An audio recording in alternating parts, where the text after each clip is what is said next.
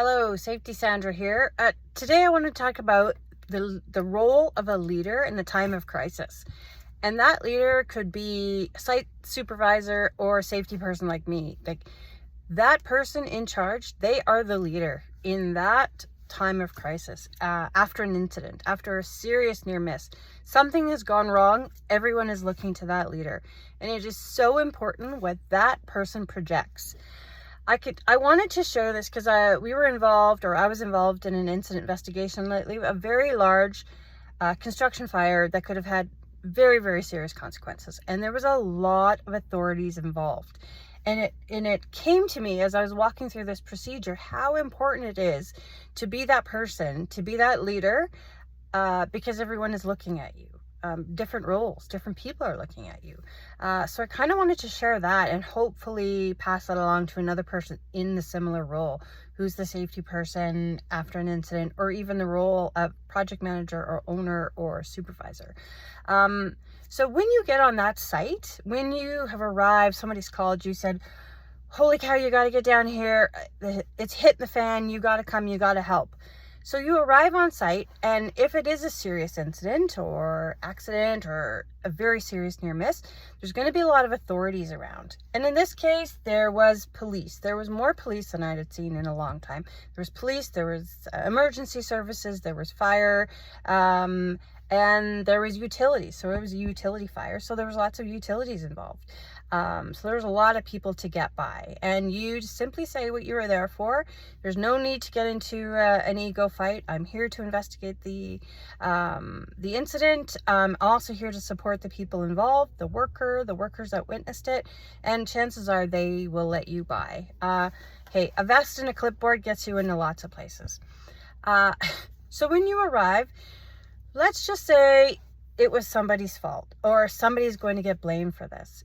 It's very important as the leader, when you approach them, you keep all biases aside and you approach them as if you would want to be approached, because they know what is coming. They know that there's going to be huge fallback, but you don't need to be that person at that time to remind them that this is big and they could be in trouble. You need to be that person that says, hey, I think you've had a hard one today. I feel for you. Are you okay? It's a human response. Somebody wants to know, somebody's asking, are they okay? And that's it, right? You say, maybe if you have that relationship, put your hand on the shoulder. Are you okay? Right? That's it. That's your first and foremost problem, is just to let them know you are there. We can handle all the fallout later, but you're okay. You're okay. You're okay. I'm here as a support, right? And we'll figure this all out.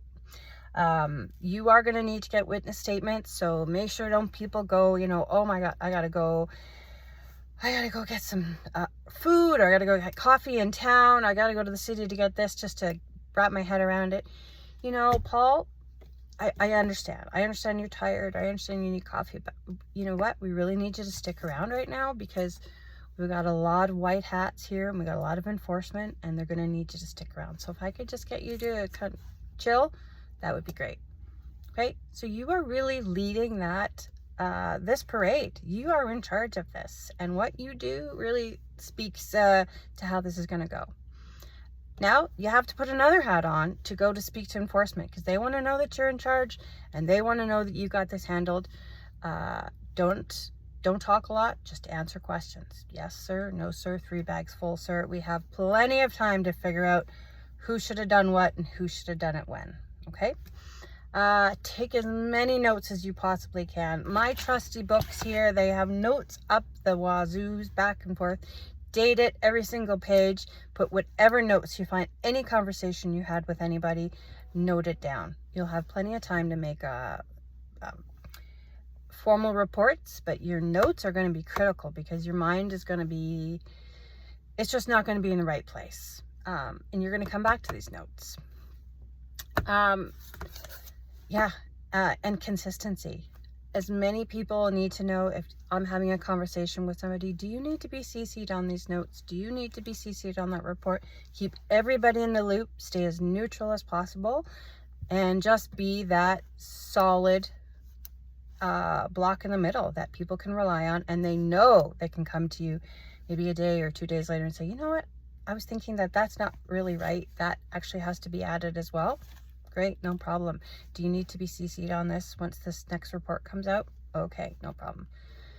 And you be as solid as you possibly can, and then process it on your own time. But yeah, you as the leader in a safety incident, critical, so critical.